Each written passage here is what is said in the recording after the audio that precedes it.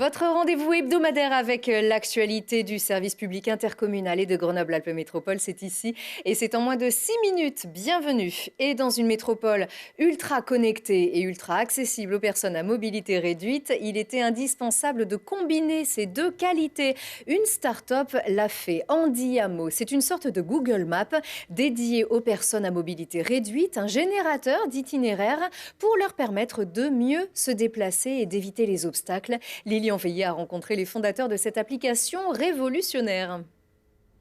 En 2015, j'ai eu un accident de ski et je me suis retrouvé en fauteuil roulant. Quand j'étais à la clinique avec mes collègues, disons qu'ils avaient eu le même accident, on se demandait souvent comment faire pour aller à Lyon, comment faire pour aller au centre-ville. On a eu l'idée de créer un outil qui pouvait aider les gens à se déplacer dans la ville. L'outil, c'est un calculateur d'itinéraire multimodal, mais réellement adapté aux personnes à mobilité réduite.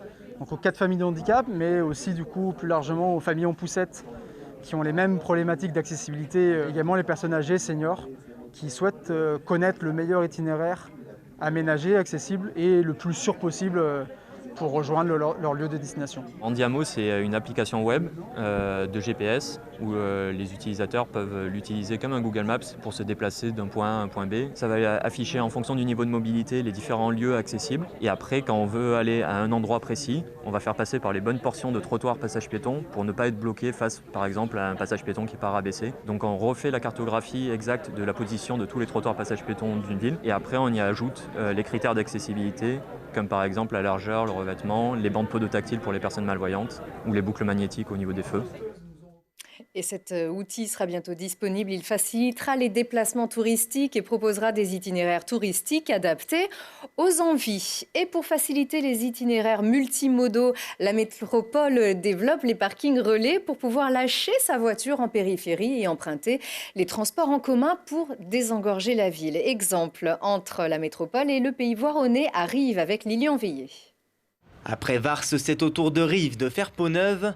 Un tout nouveau parking relais vient d'être construit à proximité de l'échangeur. Ce parking relais Bièvre-Dauphine est le 45e parking relais du syndicat mixte des mobilités de l'aire grenobloise que nous gérons et qui s'inscrit dans cette stratégie multimodale de gestion des parkings et d'offres de services de mobilité qui vont avec. Et c'est aussi un aménagement essentiel pour les habitants de la Bièvre qui se rendent en direction de Lyon ou de Grenoble. On est ici dans un nœud de mobilité naturel. Parce que la 48, c'est un axe Grenoble-Lyon qui est important. On est ici en bordure d'aire urbaine assez dense. On est aux franges du Pays Voironnais, de la communauté de communes de Bièvre-Est.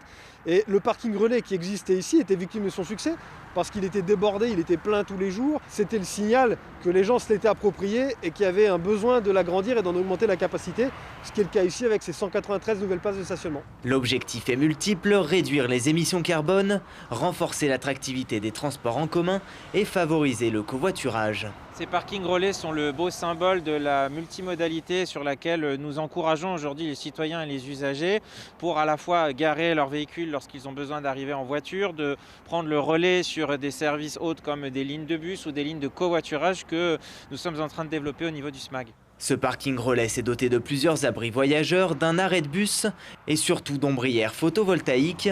D'une surface de 5260 m², elles produisent l'équivalent électrique de 120 foyers.